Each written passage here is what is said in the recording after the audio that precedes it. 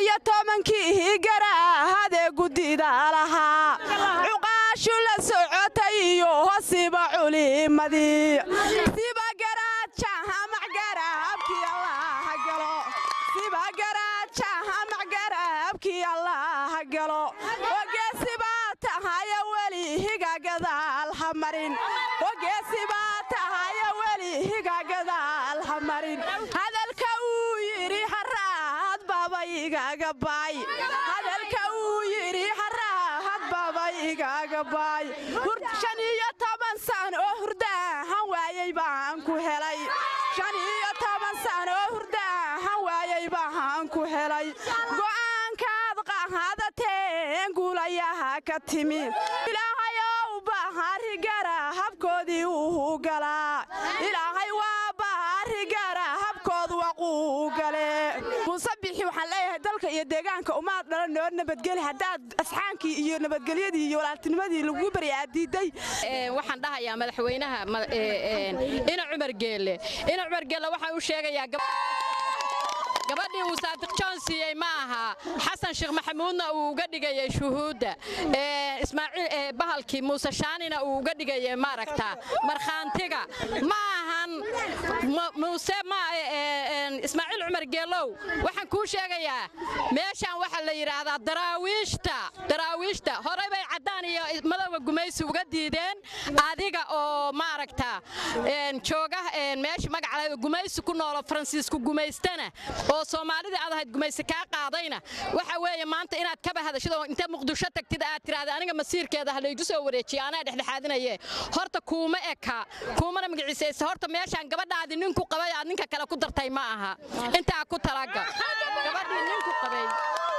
oo aad ninka kale ku dartay ma aha waa inaad aqoonsataa daraawiish inay tahay waa inaad aqoonsataa 60kii ka hor inay gaala iyo madowba cadaan iyo madowba iska xoreeyeen maanta Muuse Shaani iyo waxa uu wataa waxba uma aha weelkan baan ku leeyahay hadaa wax isku haysid imow halkaan lagaaga yeerayaaye imow come here bilis laascaano intaasaan leeyahay come here gooja cadde waxaad haysi islaayimow waxaad yeeshaa bal halka imow Xasan Sheekh Maxamuud waxaan leeyahay madaxweynaha Soomaaliya ugama u hadlin si daacad ah Xasan Sheekh Maxamuud ugama u hadlin si daacad ah arinta laascaanood waxa muuqatay inuu si jilicsan uga hadlay garabna uu siinayay muxuu ahaa Muusabixi wuxuu yiri Muusabixi dawladda Somaliland haka masiirkeeda ha kaga hadasho laascaano war heeda maxay ahayd horta Soomaali bahalkii Muusabixi oo la faqalan bac ku sitaba waxa anaga modla daraawiish iyo dadkii gumaysiga iska xoreeyo Soomaaliya oo gumaysiga ka xoreeya laascaano jooga waxa weeye madaxweynaha Xasan Sheekh Maxamuud inta uu dhaafimayo waa madaxweynihii Soomaaliya sharaf buu leeyahay laakiin hadalkaasi waa ka sanbiriiriqda bismillaahir rahmaanir rahiim waxa maalintii saddexaad halkan ka socdo gurmadkii gabdhaha reer Gaalkacyood ay la garab taagnaayeen walaalahooda reer Sool qaasatan reer Laascaanood waxaan leenahay wali ma taqaanaa waa wadna gurmadkii faanoola farkama qodna idinkana guushi waa idin dhawdahay insha Allah waxaan idin leenahay guuleysta waa idin taageersanahay niyad fiican baan idin haynaa meesha aad marinaysaan huunadina waa ka war haynaa waa intaas oo uga sii dhawaataan insha Allah bilmillahi kariim gabdhaha reer Gaalkacyood waxay idin leeyihiin soo hodintiinu waa burco bariya wixii loo gaaro waa burco insha Allah huunada fogeeya idin leenahay huunada fogeeya Soolay dabaashaad baan ku soo aadaya bari ma aha bari dame hada Soolay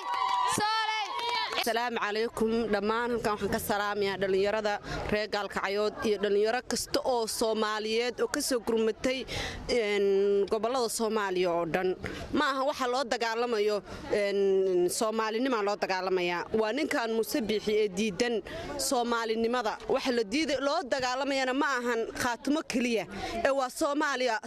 laascaanood hadii ay mar hore dhihi lahayd waxaan nahay gobolada kale Soomaaliya saasi ku kala tagi lahayd waxa Soomaaliya isku haya midnimada Soomaaliya ilaalinaya oo xataa Sheekh Maxamuud dadnimadiisa ilaalinaya waa Soomaaliya laascaanood ma fahantay waxa dhibaatada ku socoto ee burburku ku socdo oo dhismo la'aanta ku socdo Muusabixi